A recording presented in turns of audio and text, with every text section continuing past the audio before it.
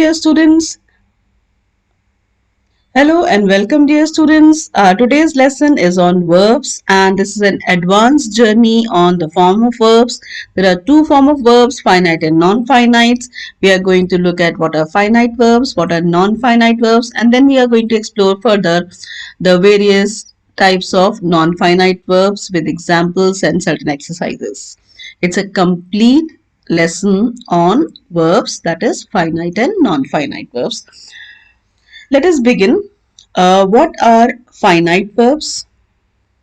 Finite verbs agree with the subject in number. What do I mean by subject? Subject means in a sentence the noun that occurs in the very beginning part of the sentence or about what we are talking, that is the subject in a sentence. The remaining is called a predicate. So we are talking about the subject. Now let us look at the definition once more. Finite verbs agree with the subject in number. So I understand that the verb will change accordingly. That means when this subject changes, the verb will change. Now let us look at the examples.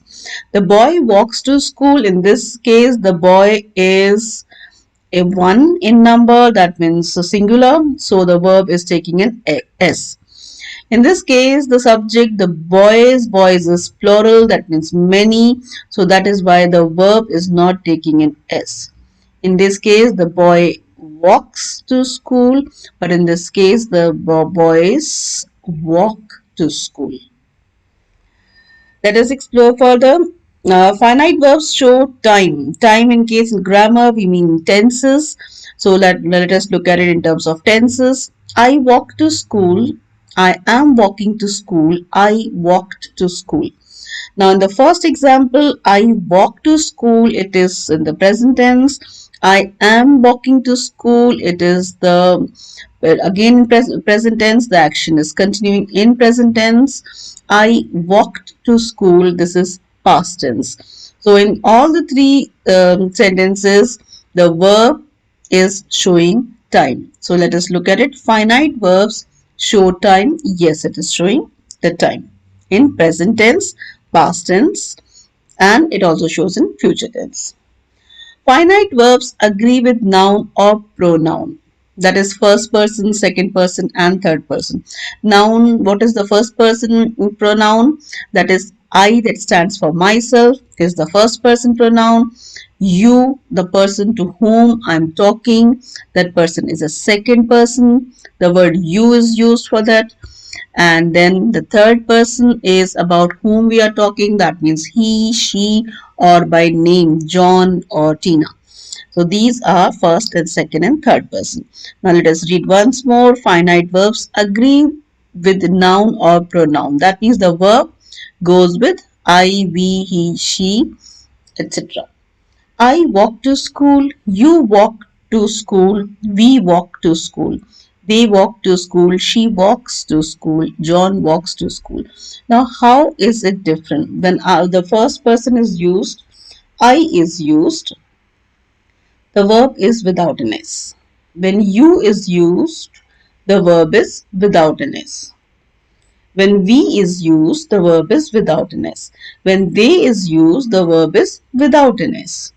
She, when she is used, the verb takes an S. When John or name is used, the verb takes an S. So I summarize that with the first person I, second person you, and again the second person, the I, that first person we, and they, that is third person plural form, third person singular, and third person noun, the verb is different. It is changing with the pronoun.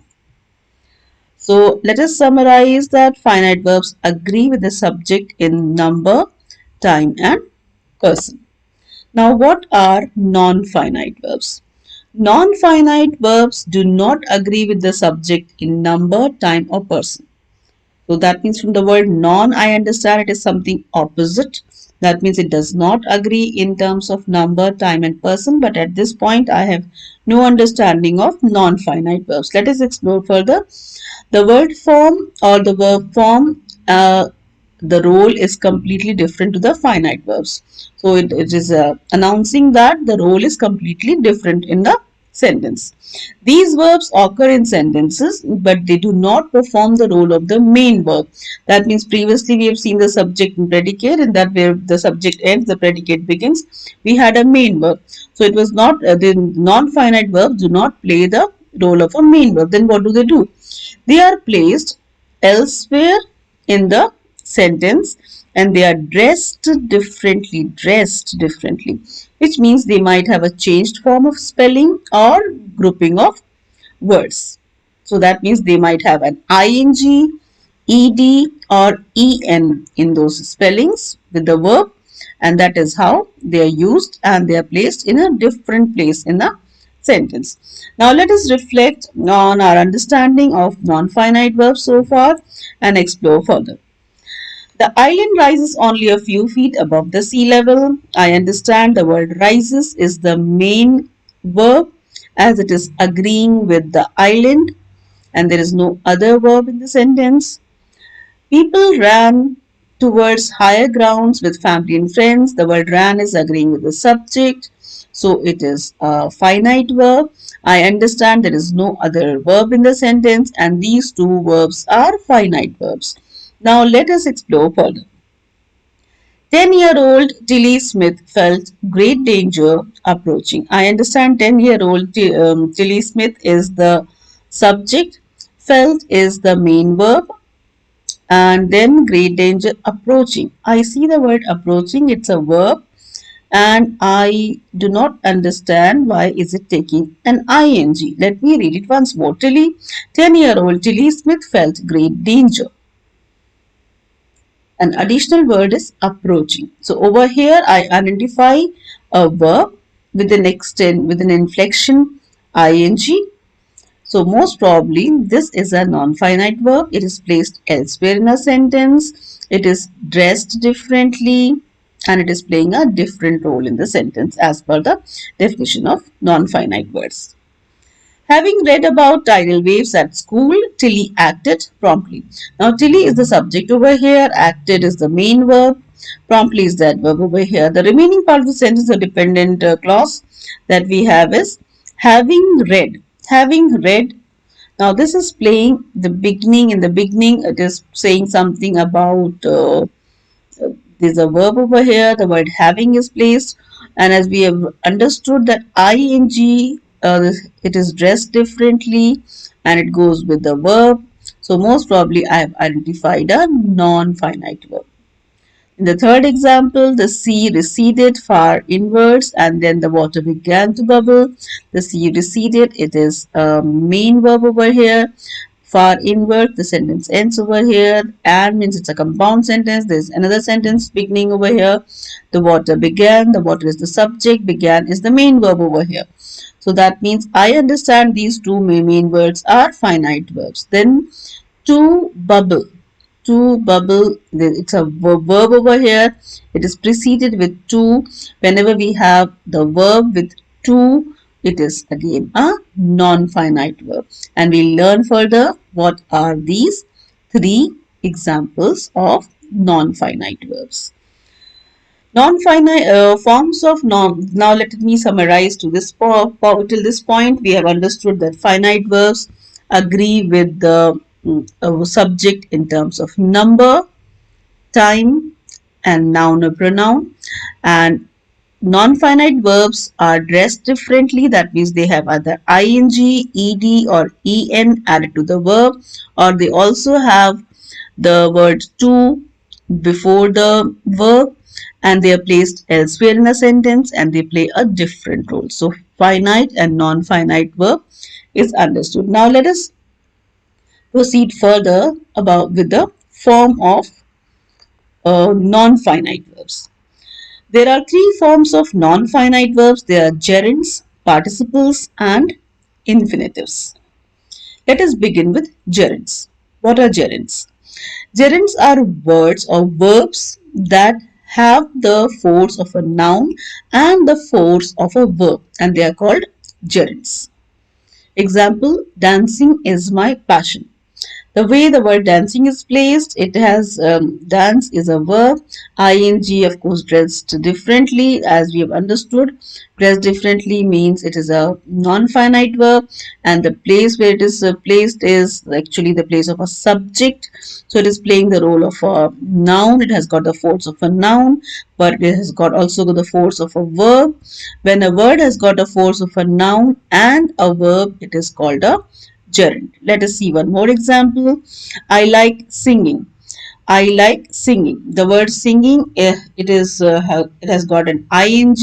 It has got the force of a noun, and it has got the force of a verb. In the sentence structure, it is placed as in the place of a noun, which is actually the subject complement, and it has got a force of a noun and a force of a verb.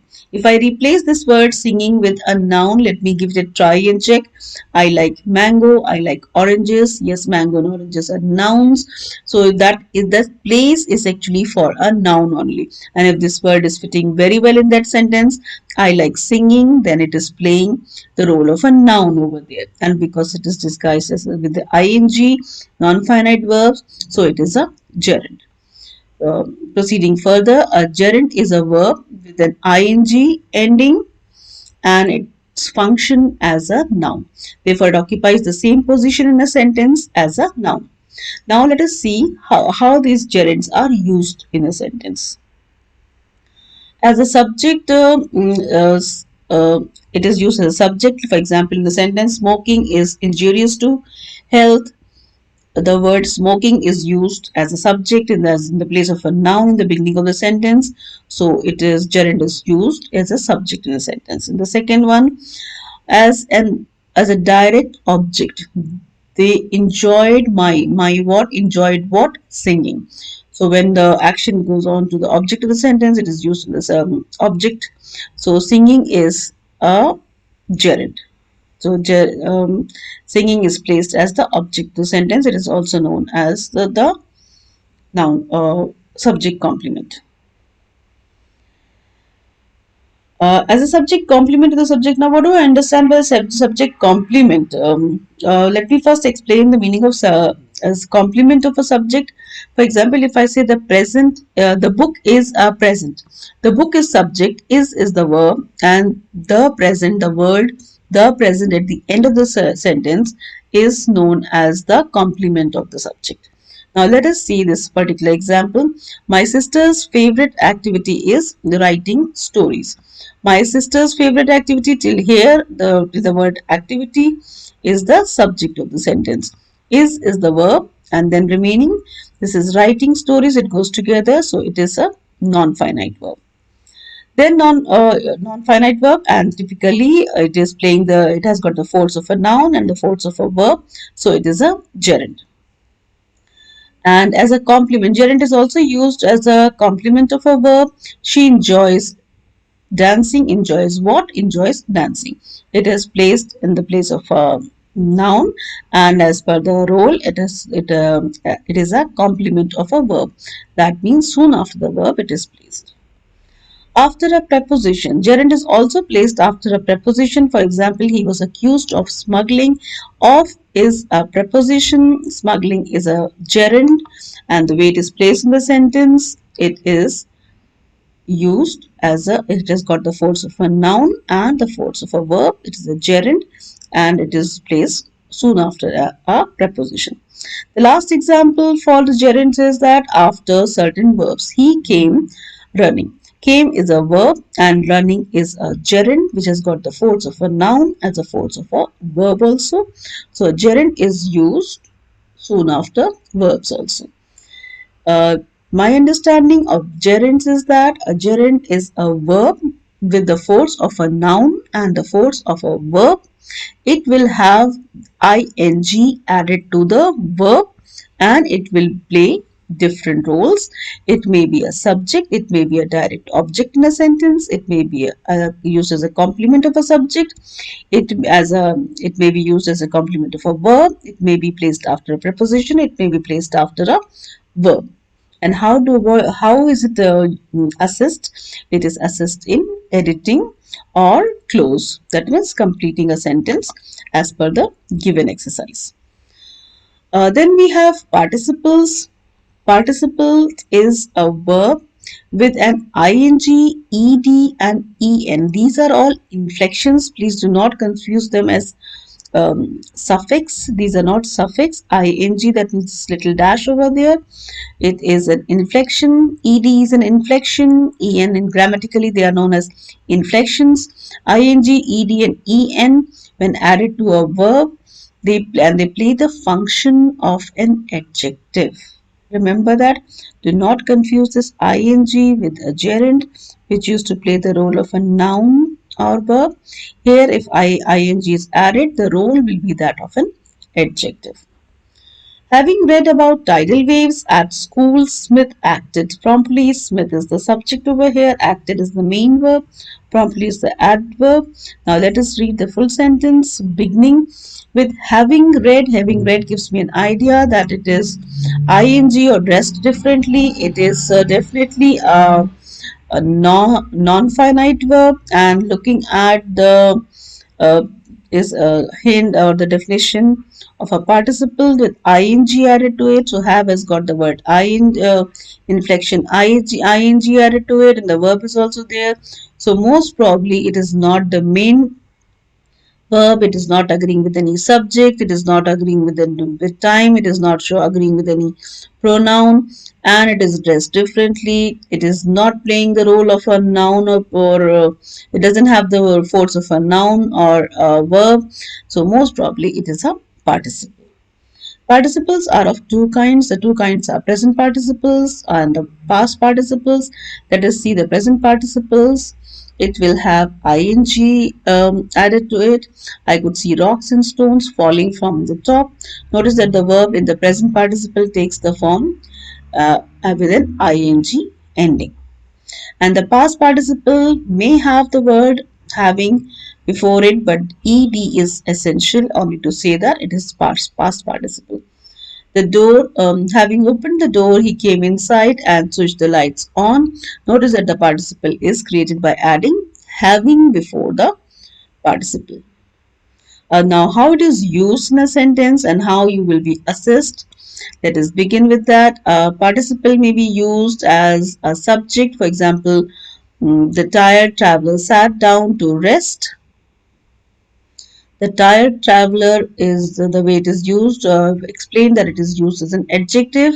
So most probably it is a participle. As it is also used as a complement of a subject. Complement of subject means towards the end of the sentence.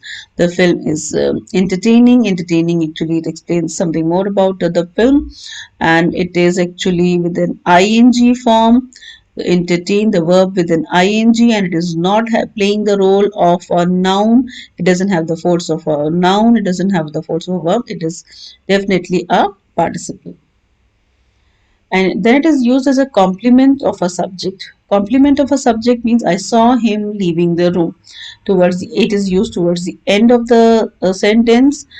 The noun, the participle form that occurs towards the end of the sentence. Now I'll look at the ing form, and I will also eliminate that it is not playing the role of a noun or a force. It doesn't have the force of a verb or doesn't have the force of a noun, so I can eliminate gerunds. I will then narrow down to participles. If it is a past participle, I saw him leaving the room. It is definitely a participle. We found all the people gone. Gone is the third form. Now we found that is the main verb. So most probably this is the non-finite verb. And then it is the third form. Third form I mentioned that is en, ing or ed. So most probably these are the participles. Now let us come to the listening exercise. It's a challenging listening exercise based on the words or the verbs used to be used in present or past participle forms. It is a clause. Clause means a paragraph with fill in the blanks, and the choice is given for each blank. And each of these words can be used as a participle, that is with ing form, ed form, en form, and there's a be form over here. Be form means is, am, is, are, was, were, has, have, had, do, did, does. These 11 words are known as be forms, and in the phrase, in the clause, these words will be used. Let me read the words to you. Reach, came, settled, go, surround, boast, be, reach, be again, see how is together. It can become seeing how, intertwine or intertwining. It can become if you're changing it to a participle. And the last word is like. Now let me read the close to you, and the words are right on your screen. The exercise is that fill in the blanks with present or past participle forms of the verbs given within the brackets. I've given the words on the screen. First, listen to the close, and the second go, you may begin answering responding to it. I dash reach I dash Jamshedpur last week. I dash here to study medicine. Dash down in the hotel. I dash out to explore the place. Dash by hillocks, the town dash a steel plant, one of the finest in the country. There dash a lovely little park and a world class stadium. Dash the park dash easy. There dash a small zoo close to the park. Someone told me that there dash a beautiful lake close to the town, and it dash a nice place for picnics. Dash industry and nature dash I immediately took a dash to the place. The words that are given are in the sequential form as used in the place in the close. Proceeding further, you may go back to the video and try attempting the close. You may pause it and then you may proceed further. Proceeding further to infinitives, the third form of non-finite verbs. Infinitives, it's a verb with the form to before the verb. The infinitives may be used as a subject. For example, to respect our elders is a duty. Then it is also infinitives are used as a object of the verb. Children love to play outdoor games. Then the to play is an infinitive as a direct object in a sentence. To appreciate my ability what? To sing is the infinitive in the sentence. It is highlighted for your understanding as a complement of the subject.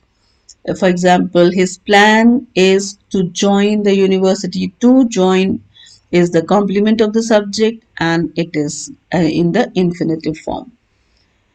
After this object of the verb, for example, he asked me to complete his work.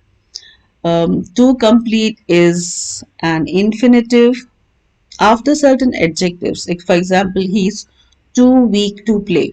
To play is an infinitive and it is placed after the adjective weak. After certain adverbs, for example, he did not work hard enough to get a scholarship.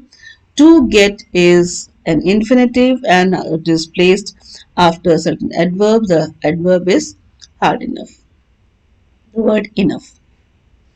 Now, these are certain explanations which are definitely applying to higher classes. Higher classes means 9, 10, 11, and 12. Let us have a look at it. Help with example sentences. Help me compose this tune. This is one sentence. Now, help me to compose this tune. The to is dropped. We let him to go alone in the cave. We too is dropped because it sounds very odd in that sentence. So we let him go alone in the cave. The verb compose and go are also infinite verbs where the infinitive form is being used without the to before it. This form of infinitive is called the bare infinitives, and it is definitely applying in the senior classes. Now we come to the listening challenge for infinitives. Let us begin with the listening challenge. The exercise that I have is to use the words which are given on the screen, that is understand, improve, spend, make, visit, and change. The exercise is that to listen carefully, fill in the blanks with the appropriate form of verbs in the help box, that the words are given on the screen for you. In some cases, you will have to use the to infinitive form of a verb. Let me begin with the close. The latest report on disaster management has helped the government dash how it needs to dash the way it should dash money on giving shelter and medical care to earthquake victims. The report insists that the government officers must begin dash affected families instead of relying on second-hand reports. Analysts believe that unless we dash, the government officers see and experience the impact of human tragedy that earthquakes cause, things are not going to dash. The words which are given on the screen are to be used in that clause. Proceeding to another exercise, that is complete the following passage using the correct form of verbs given with brackets. The words are read, strike, it's given on the screen for you, measure, kill, wreck, demolish, report, spend, estimate, describe, run, cry, scream, loot, suffer. Now let me read the close for this particular exercise. I remember dash about a terrible earthquake. For example, I remember reading about a terrible earthquake. So that is how those words are to be used. I'll read the close. I remember dash about a terrible earthquake that dash the Caribbean nation of Haiti. Next sentence, dash 7.0 on the Richter scale. It was the worst quake that hit Haiti in 2 centuries. After from dash thousands of people, it dashed the presidential palace and other buildings. It also dashed historical sites. A large number of people dashed missing.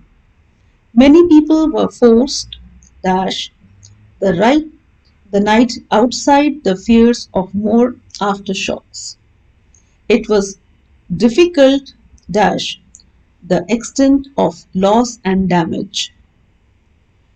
Dash the earthquake as a catastrophe.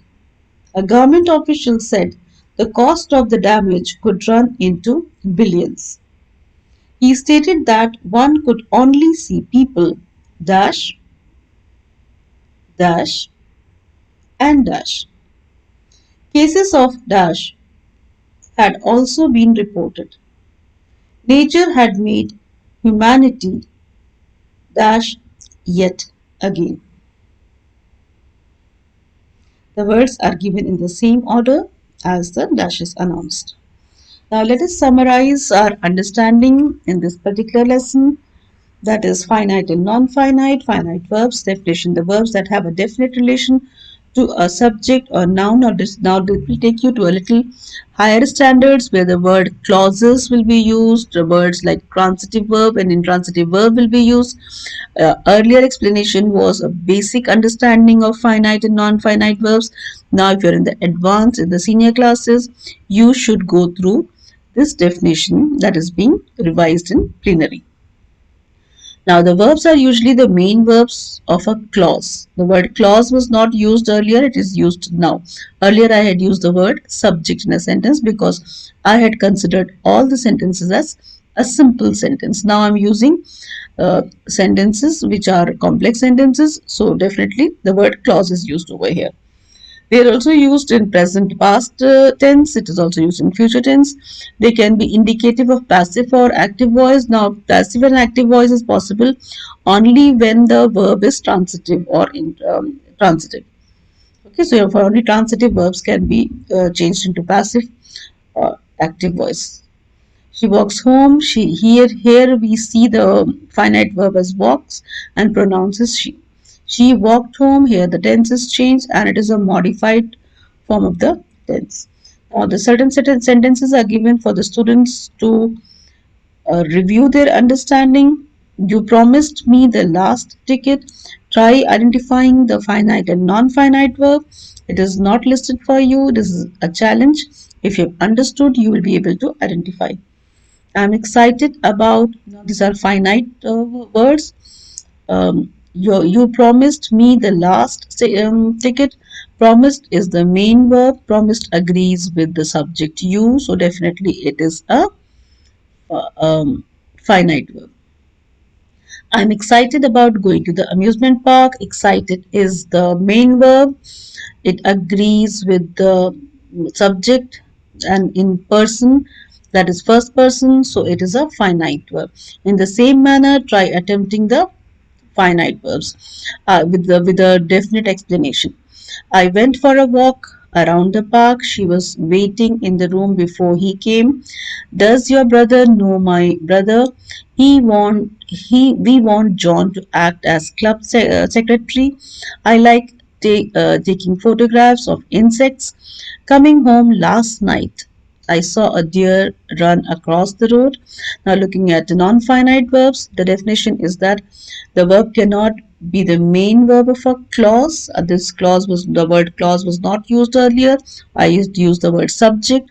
Now I'm using the word clause because it is for the senior classes and sentences as they do not talk about the action that is being performed by the object or noun. So that means it is placed elsewhere in the sentence. I had used that definition or that explanation earlier. They do not indicate any tense, mood, or gender. The word mood or gender was not used earlier. The word mood, in a layman's term, you can say, for example, the words like demanded, suggested, blasted, ordered, these words. Gender means masculine or feminine. They are used as nouns, adverbs, and adjectives. Earlier, I had not mentioned as adverbs. They're also used to form non-finite clauses. The word clauses was not used earlier. Try understanding this with in terms of clauses now, which are simply dependent clauses that are non-finite verbs. So that means earlier I had mentioned that the words are placed elsewhere in a sentence.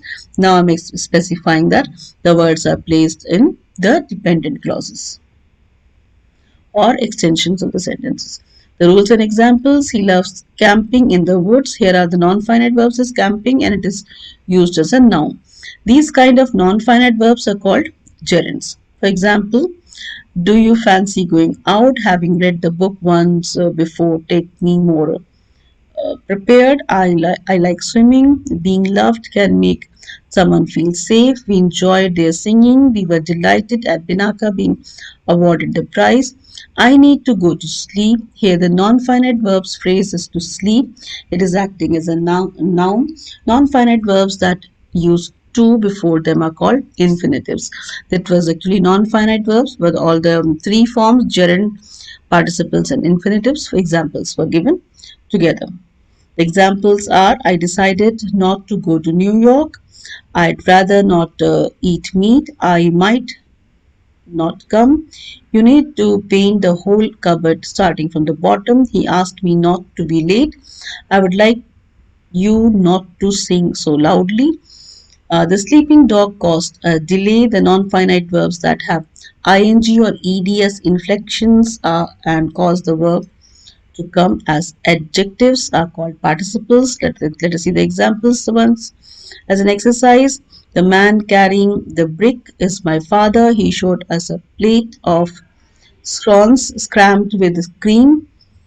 Whistling the same tune as always, Ted touched the front of his cap with his forefinger as she dismounted. Stunned by the blow, Tom quickly gathered his senses and searched frantically for the pepper spray. Arriving late, I saw the other kids and they screamed to be excited.